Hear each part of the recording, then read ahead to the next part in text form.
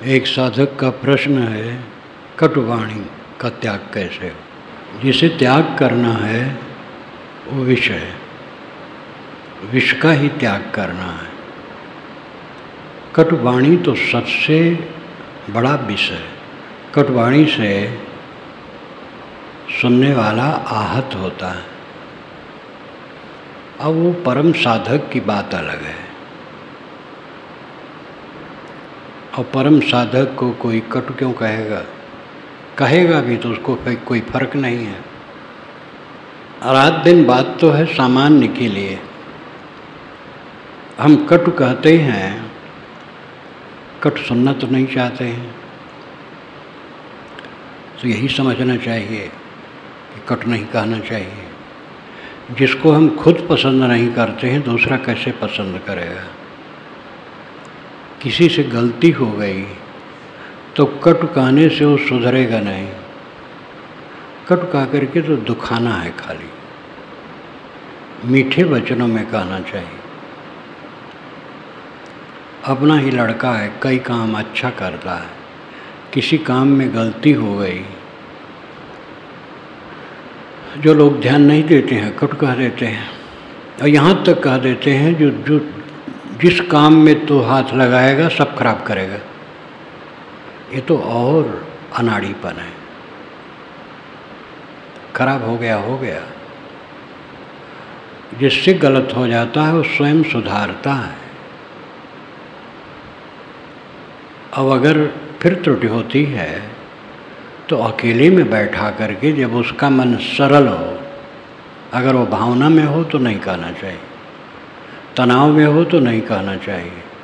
जब उसका मन सरल हो तो बैठा करके कहना चाहिए, तुम देखो कितने अच्छे अच्छे काम करते हो, कितनी बढ़िया समझ है तुम्हारी, तुम ये काम कैसे उल्टा पलटा कर देते हो। तो अपने आप समझेगा।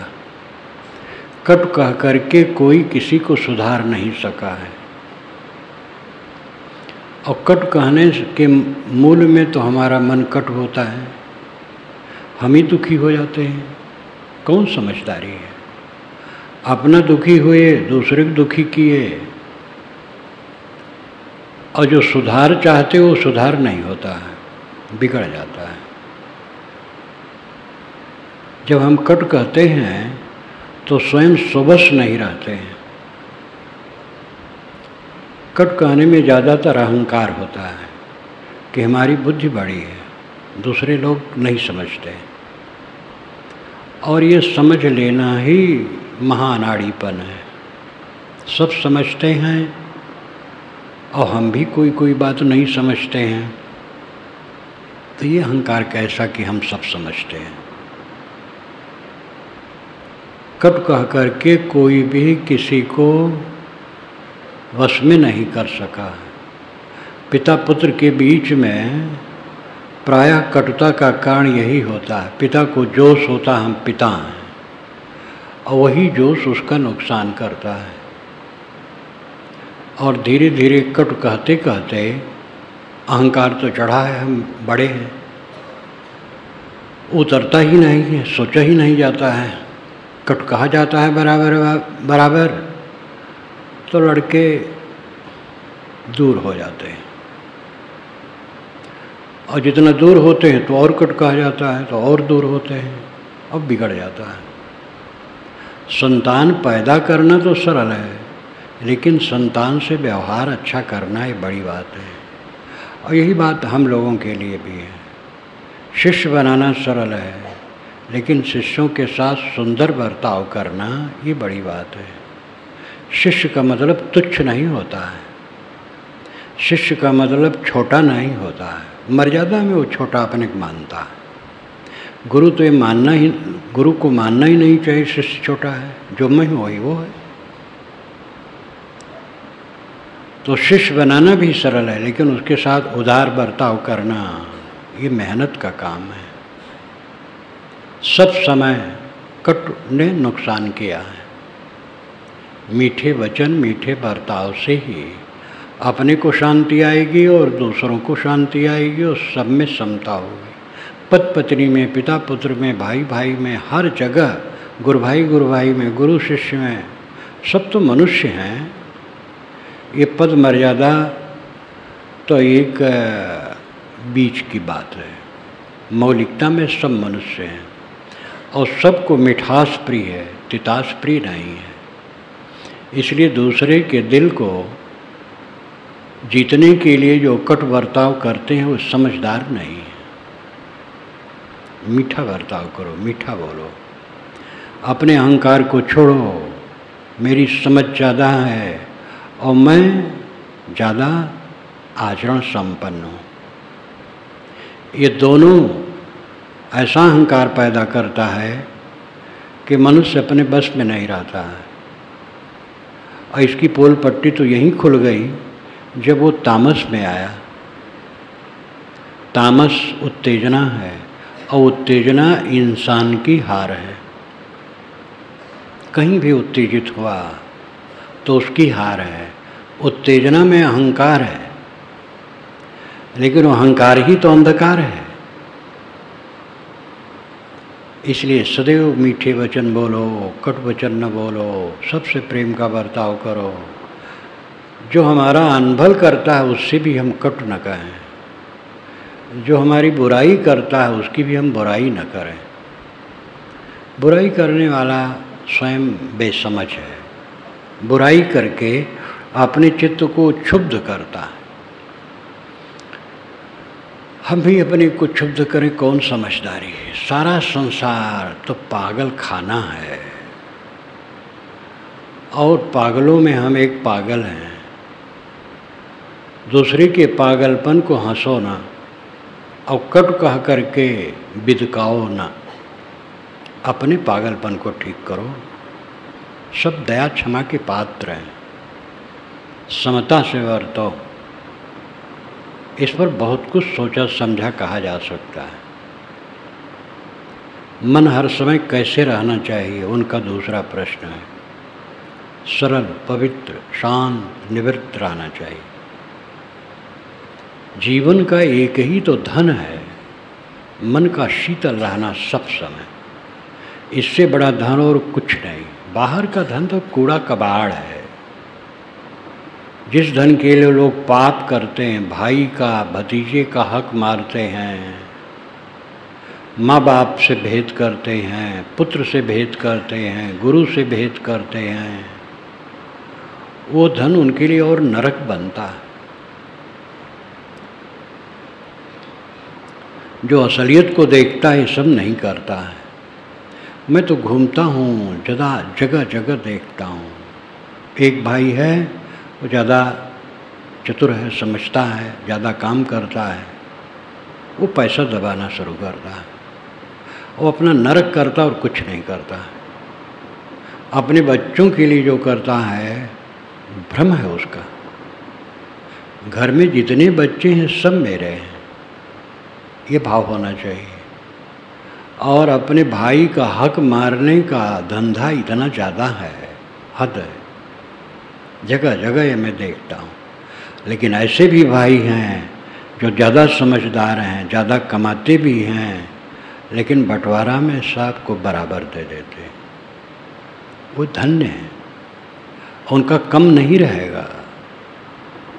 कम तो मन की मलिनता है, यही हमारी कमी है। हमारा मन सब समय सरल, पवित्र, निर्मल। एक वाक्य में कहें कि हमारा मन सब समय सुखी होना चाहिए। और दोष रख करके कोई सुखी नहीं हो सकता है। किसी की गलती समझकर, वो गलती हो चाहे ना हो, हमने मान लिया।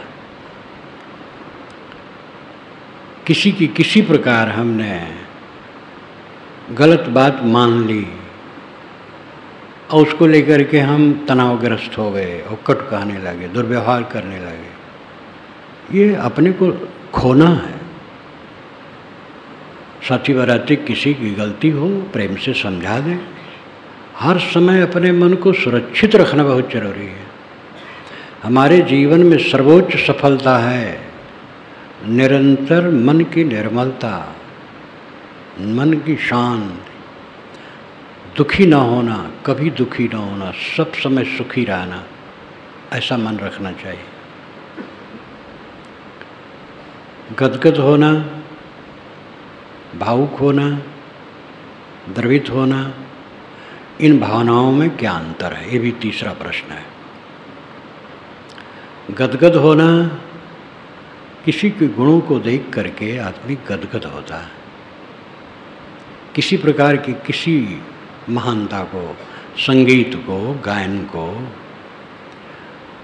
चित्रकला को देखकर, विद्या को सुनकर, देखकर, भाषण किसी सुनकर अच्छा लगा, और भी किसी की अच्छाई देखकर उसे अच्छा लगा, गदगद हो गया।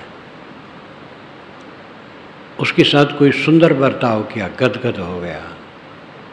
गदगद होना, खुश होना। द्रवित होना, ये दुखियों के लिए होता है। कोई दुखी है, उसको देख करके मन जो पिघलता है, इसको द्रवित होना कहते हैं। द्रवित होना एक अच्छा लक्षण है। और जो बन सके सेवा कर दे, न बन सके तो कम से कम मन में करुणा तो आवे।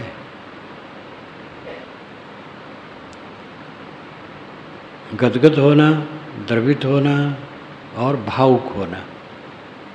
भावुक भोलापन है। कठोर शब्दों में कहें तो मूर्खता है, लेकिन भावुकता का अपना स्तर है। भावना जिसमें नहीं है वो कोई काम नहीं कर सकता है। इसलिए भावना वाला होना चाहिए। किंतु भावुक शब्द का अर्थ होता है थोड़े में भूल जाना, और भावुक का ठिकाना नहीं है। भावुक एकदम कुर्बान हो जाएगा, अपना सिर देने को तैयार हो जाएगा, और जहाँ मन बदला सिर लेने को तैयार हो जाएगा। भावुक का ठिकाना नहीं है। भावुक थोड़े में बदल जाना, क्रोध की भावना, काम की भावना, लोभ मोह की भावना। भावुक हृदय आदमी की बात पर विश्वास करने लायक नहीं रहता है। वो एकदम, हमें तो इस मार्ग में मिलते हैं, ऐसे युवक मिलते हैं, आप साहब आपके बिना मैं रह नहीं सकता, बस बिल्कुल आपके पास आ रहा हूँ। फिर वो साल भर पूछते भी नहीं हैं। भावुक हृदय है, कुर्बान हो गए, फिर भावना चली गई, ज्यों को त्यों हो गए। लेकिन समझदार आदमी ऐसा कहता ही नहीं, वो काम करता है।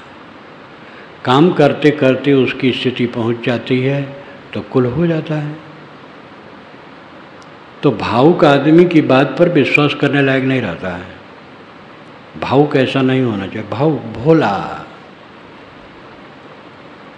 श्री विशाल साहब कहते थे कि कोई समझदार है और कोई श्रद्धा भाव ज़्यादा दिखाता है। मैं दोनों में समझदार को महत्व देता हूँ। श्रद्धा भावना ज़्यादा दिखा रहा है, समझदारी कम है, तो थोड़े दिन में उसकी श्रद्धा समाप्त हो जाएगी। और कोई समझदार है, वो हमें नहीं मानता है, तो भी उसके द्वारा मेरे लिए कोई घटिया काम नहीं होगा। समझदार आदमी से गलत काम नहीं होता है। समझदारी की बात अलग है, बुद्धि की अलग है। बुद्धि बहुत तेज है। बुद्धि बहुत तेज है तो एक गुण है। अगर उसका सकारात्मक उपयोग हुआ तो अच्छा काम देगा, लेकिन बुद्धि का उपयोग उल्टा हुआ तो और नुकसान करेगा। लेकिन समझदारी की बात अलग होती है। समझदार उसे कहा जाता है परिणाम में जो होने वाला है उसको समझे। हम खाते हैं, बोलते हैं, पीते हैं, काम करते हैं, बात करते हैं, लोगों से व्यवहार करते हैं, उसका परिणाम क्या होगा। परिणाम को जो सोचे वो समझदार है। तो विशाल साहब कहते थे कि मैं खाली श्रद्धा भावना किसी की है, महत्व है, लेकिन उससे मैं उसको ज़्यादा मानता हूँ जो समझदार है। किसी की श्रद्धा मेरे ऊपर है, थोड़े दिन में बदल जाएगी और मेरी प्रशंसा करता है, निंदा भी करने लगेगा, लेकिन समझदार आदमी मुझे मानता नहीं है तो भी वो निंदा नहीं करेगा, बुरा नहीं करेगा। समझदार से बुरा काम नहीं होता है, बुद्धिमान से होता है। बुद्धि है, तेज बुद्धि है, गलत काम करता है। एक डाकू अभी 5 वर्ष पूर्व इधर जमुना पार डाकू, भयंकर डाकू, जिसने कई लोगों के नाक में रस्सी डलवा करके नचवाया है, बहुत बुद्धिमान था और मनुष्यों के घर, गृहस्थों के घर में आता था और उसकी सेवा होती थी। ऐसे लोग भी दान वान करते रहते हैं, सहायता करते रहते हैं। मायावती सरकार हुई, उसको मरवा दिया। बहुत अच्छा किया। ऐसे लोग क्या इंसान हैं। तो बुद्धि बहुत तेज थी लेकिन उल्टा काम था। लेकिन समझदारी का लक्षण है परिणाम में बुरा होने वाला काम न करे। उसकी बुद्धि बहुत तेज नहीं है, कोई हर्ज नहीं, लेकिन समझदारी है। तो भावुक आदमी का ठिकाना नहीं। भावुक हैं, कब बदल जाएंगे कुछ पता नहीं। समझदारी है, वो एक रस रहेंगे। सबसे बड़ी बात है दुख से हर समय मुक्त रहना। दुख क्या है? हम लोग तो बस ठोकर लग जाए तो दुख, बुखार हो जाए तो दुख, किसी ने गाली गुप्ता दे दिया तो दुख, कोई प्रिय मर गया, अप्रिय संयोग हो गया तो दुख। ये जो फल रूप में आता है इसको हम दुख समझते हैं, लेकिन जो इसका बीज है उसको दुख नहीं समझते हैं, इसलिए दुख आता रहता है। बीज को समझो, करो विचार जो सब दुख जाए। ऐसा विचार करो जिससे सारे दुखों का अंत हो। योग दर्शन में पतंजलि महाराज ने कहा है, अविद्या अस्मिता राग द्वेष अभिनिवेश पंच क्लेश। अविद्या, अस्मिता, राग, द्वेष, अभिनिवेश, ये 5 क्लेश हैं। इसको कोई क्लेश नहीं समझता है और यही क्लेश है। अविद्या का मतलब है उल्टी बुद्धि। देह जड़ है और इसको आत्मा समझना, मैं हूँ, मेरा है। देह नश्वर है, इसको स्थिर माने रहना। देह गंदा, गंदी, और इसको पवित्र माने रहना। देह दुख स्वरूप है, सुख स्वरूप माने रहना, ये अविद्या है। अविद्या का मतलब है तथ्य को, वस्तु को उसी ढंग से न समझ पाना, उल्टा समझना, ये अविद्या है। और ये अविद्या दुख है, लेकिन इसको लोग दुख नहीं मानते और यहीं से दुख शुरू होता है। 5 क्लेश जिसमें बताए गए हैं, अविद्या मुख्य क्लेश है और अविद्या ही अन्य 4 क्लेशों की जननी है। आगे है राग, अनुकूल जहाँ लगा वहाँ मोह करना, प्रतिकूल जहाँ लगा वहाँ द्वेष करना, ये दुख है। अस्मिता, अविद्या के बाद अस्मिता। अस्मिता का मतलब है चित्त चेतन का संयोग, यानी चेतन चित्त में तदाकार हो करके अहम जो करता है वो अस्मिता है। अस्मिता का सभ्य भाषा में और संस्कृत साहित्य भाषा में, दार्शनिक भाषा में अहंकार कहते हैं। पंडित लोग बातचीत आपस में करते हुए कभी कभी कहते हैं मैं अस्मिता में पड़ गया। और मुझे दुख हो गया। अस्मिता